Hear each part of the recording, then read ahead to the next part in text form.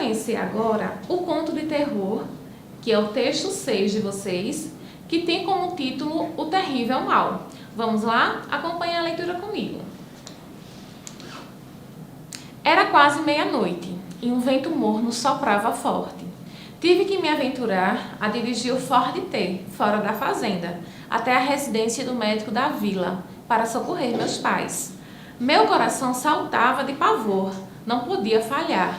Deixara apenas meu irmão mais novo fazendo compressas nos dois que ardiam em febre. Se fosse outro dia, mas o caseiro só viria na segunda. Meu pai dera folga a todos depois da festa padroeira. Estava escuro, mal enxergava o que havia na estrada empoeirada pelo verão rigoroso. E parecia tão longo o caminho que só fizera dirigido por meu pai. Precisei ser adulta naquela hora, apesar de meus 13 anos. Ao chegar à porta de Dr. Alonso, criei esperança e bati com força. Mais 3 batidas. Apareceu uma figura horrenda, com roupas de dormir escuras, com um lenço preto tapando o nariz e a boca.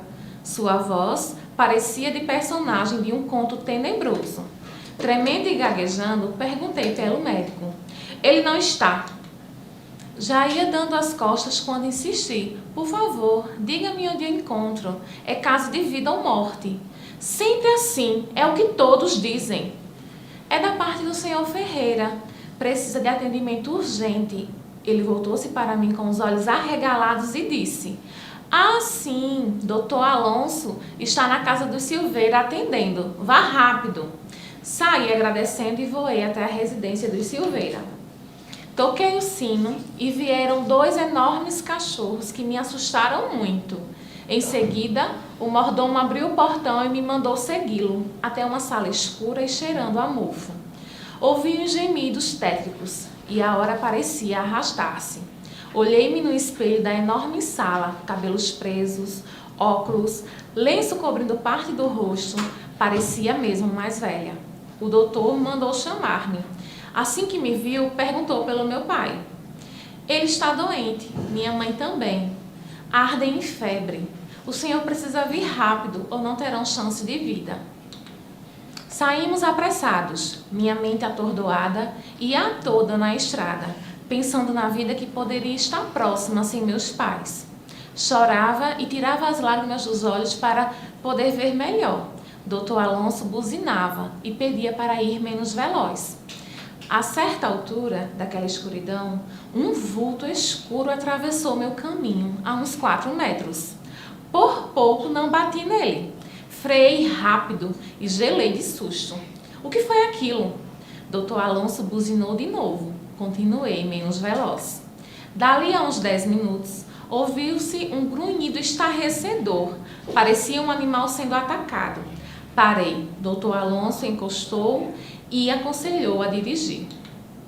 Não há de ser nada demais. Algum cão selvagem atacando o gado para se alimentar. Continue.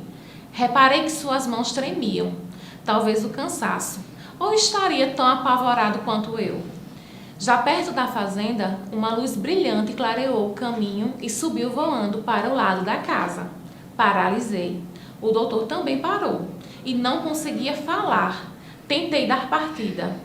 O auto não funcionava. Dr. Alonso fez um gesto me mandando ir ao seu carro. Obedeci. Abriu a porta, sentei. Vamos no meu automóvel. Amanhã um empregado meu vem e leva o de seu pai até sua casa. O auto dele também estava sem funcionar. Depois de 5 minutos deu partida. Para nosso espanto, a luz parara sobre a fazenda e parecia dia. Nos detivemos de novo, a 1 quilômetro mais ou menos da entrada. Sumira tão rápido quanto surgiu. Eu ainda não podia falar. Dr. Alonso dizia: Acalme-se, deve ser um fenômeno qualquer. Tudo tem explicação. Não fale para ninguém. Sabe como são supersticiosas as pessoas. Prometo em breve lhe explicar. Tenho livros para tudo na minha biblioteca. Entramos às pressas. Dr. Alonso se higienizou, lavando as mãos e secando num pano bem limpo, e pediu-me para fazer o mesmo antes de passar pela porta da sala. Ordenou para que eu usasse sempre um tecido amarrado no rosto. Colocou as luvas e também máscara. Chamei pelo meu irmão. Estava dormindo na cadeira com a faixa de compressa caída no colo. Meus pais pareciam dormir. Fechei meus olhos em prece. O doutor examinou-lhes os pulmões e assegurou: tudo indica que a gripe espanhola também chegou aqui. Deu-lhes injeções, deixou uma espécie de xarope e acrescentou: a febre logo cederá. Vou deixar os procedimentos anotados. Devem ser cumpridos rigorosamente. Fique atento ao seu irmão também. Qualquer sintoma me avise. Vou mandar chamar os empregados de vocês hoje mesmo e amanhã cedo estarão aqui para agir. Sobre a mesinha de leitura, o jornal estampava: parece filme de terror. Cadáveres jazem na porta das casas, atraindo urubus. O ar é fétido. Os raros transentes andam a passos ligeiros, como se fugissem da misteriosa doença. Carroças surgem de tempos em tempos para, sem cuidado ou deferência, recolher os corpos que seguem em pilhas para o cemitério. Por toda parte, o pânico, o assombro, o horror, exclama o deputado Solon de Lucena, da Paraíba. Como os coveiros, em grande parte, estão acamados ou morreram, a polícia sai às ruas capturando os homens mais robustos, que são forçados a abrir covas e sepultar os cadáveres. Os mortos são tantos que não há caixões suficientes. Os corpos são despejados em valas coletivas e o trabalho se estende pela madrugada adentro.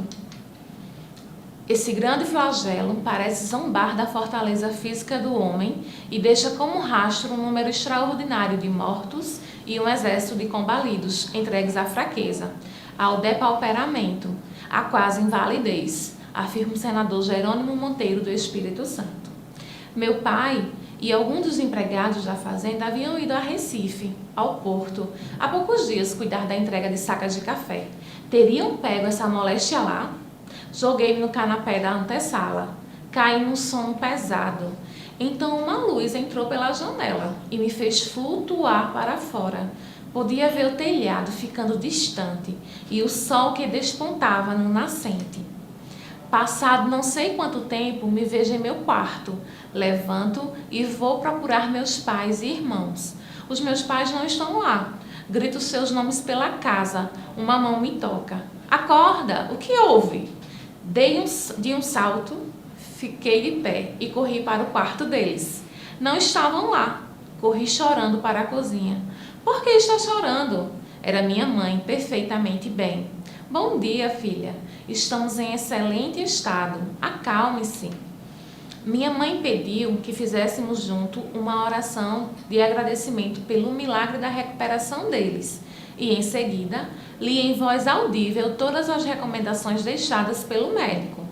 As criadas, já com lenços atados cobrindo nariz e boca, serviram o café do meu pai separadamente na sala de estar, enquanto eu e meu irmão ficamos na varanda, onde seria nossa mesa de refeições por alguns dias. Meu pai passava minhas recomendações e eu as anotava. Antes, porém, que ele voltasse para a cama, perguntei se já havia visto luzes estranhas à noite no céu. Olhou-me com um ar de estranhamento e perguntou, falando baixinho: de onde tirou isso, menina? Ontem na estrada. E quando vínhamos chegando, eu e doutor Alonso, antes que eu terminasse, interrompeu: não diga nada disso a ninguém, ouviu? Não quero pânico na propriedade. Nenhum comentário, entendeu? Sim, senhor, eu prometo. Mas os últimos acontecimentos não saíam da minha mente. Os empregados haviam chegado e já estavam na lida depois de sua refeição costumeira. O auto estava estacionado no lugar de sempre, mas a atmosfera era pesada. Algo perigoso rondava todos nós. Esse é um texto de ficção escrito por Luciene Alves. Por agora, vamos entender um pouquinho este conto. Vocês conseguem perceber que ele está falando justamente da gripe espanhola, né? E vocês conseguem aí identificar algumas características que fazem parte da nossa realidade hoje. A questão de cobrir o rosto, cobrir o nariz e a boca, né? Como estamos fazendo agora usando as máscaras. Quando o doutor Alonso chegou para ver os pais da menina em questão, que tinha apenas 13 anos, Ele foi lá e fez o quê? Higienizou as mãos, pediu que ela fizesse o mesmo, pediu para que ela cobrisse o rosto, assim também como fizeram todos os criados da casa. A personagem ainda é uma adolescente e ela diz lá no texto que agora precisou ser adulta para poder socorrer os pais. E mesmo ela vivenciando aí fenômenos extraordinários e assustadores, né? Que para todo mundo seria algo de causar medo, de fato, ela enfrentou, porque o medo dela era maior de perder os pais e não daquelas luzes que ela viu no caminho, de todo aquele assombro que ela teve durante todo o percurso até ir à busca do médico. E, consequentemente, vocês percebem que ninguém, nem o pai da adolescente, nem o próprio médico tem explicação para os fatos que aconteceram naquela noite, né? Todos estavam com medo e com receio que outras pessoas também ficassem sabendo dessas luzes, de todos os barulhos que ela ouviu e viu, né, durante todo o percurso à noite. Vamos ver agora o que é que envolve como característica esse conto, O Terrível Mal. Nós temos aqui a temática que envolve uma doença, que é a morte ou catástrofe, que no caso foi bem explícito com a gripe espanhola. Nós temos na situação inicial, no início do nosso texto, uma situação conflituosa, que é o contágio por vírus, que ainda para eles é uma novidade. Eles não têm ainda total conhecimento e domínio desse mal, né, que está acontecendo, desse vírus. A personagem principal é vulnerável, ou seja, ela não é uma pessoa que passaria tanta segurança, né, para outras pessoas. Ela é uma pessoa que precisa de cuidados ainda, de um adulto orientando, protegendo-a, e infelizmente ela não tem isso, tornando-se vulnerável. Temos aí o jogo entre a razão e o extraordinário, aquilo que ela vê e aquilo que ela entende que é real ou não. Ela não sabe se é só o medo do escuro que está fazendo com que ela escute ainda mais grunhidos ou mais barulhos. Então, há essa relação aí, né, da razão e do extraordinário, daquilo que não temos explicação. O clímax, que é quando a personagem se desespera, acreditando que os pais estão mortos. E quando isso acontece? Quando ela chega em casa e se depara com seu irmão dormindo, né? Com o paninho que ele estava lá umedecendo por conta da febre dos pais. E os pais também parecem dormir, mas como eles estavam doentes, ela fechou os olhos em prece, né? Pedindo que eles não estivessem mortos. E o desfecho, que apresenta os pais salvos, a salvo dessa doença, né? Bem, se recuperando, a mãe aparentemente bem, mas também temos aí o mistério que permanece, né? A gente termina o conto e a gente não sabe dizer o que essas luzes representavam, o que era aquilo, né? E vamos falar um pouquinho desse medo da morte, que a nossa adolescente foi apresentada aí no texto, essa incerteza quanto a essa solução do que era aquilo, daquele medo que ela teve ao encontrar o mordomo, né, que trabalhava para o médico, que ela ficou apavorada, ela chamou de criatura horrorosa. Imaginem, o pânico diante de fenômenos desconhecidos e a dúvida entre o real e o extraordinário.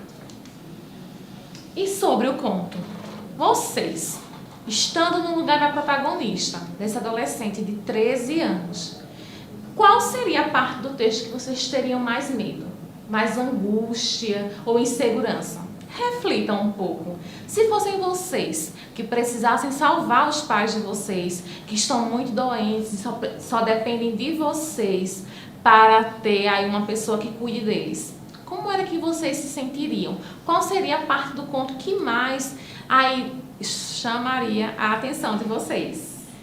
Que momento do conto é seu preferido? Pensem aí, nosso conto é um pouco extenso, né? Nós temos várias partes que nos chamam a atenção de maneira positiva, que é a coragem dessa adolescente, né? Você gostou do final? Sim? Não? Você queria um final diferente? Se fosse você o autor, faria um final diferente? Por quê? Será que você ainda esperava outras ações, outros acontecimentos aí em relação a esse extraordinário, em relação a tudo que essa adolescente enfrentou até chegar ao médico e voltar, retornar para casa? E esse sonho que ela teve, Será que foi sonho ou foi realidade? Será que ela de fato saiu da casa dela, viu essa luz e de repente estava em seu quarto? E se fosse com vocês? Qual seria o final deste nosso conto?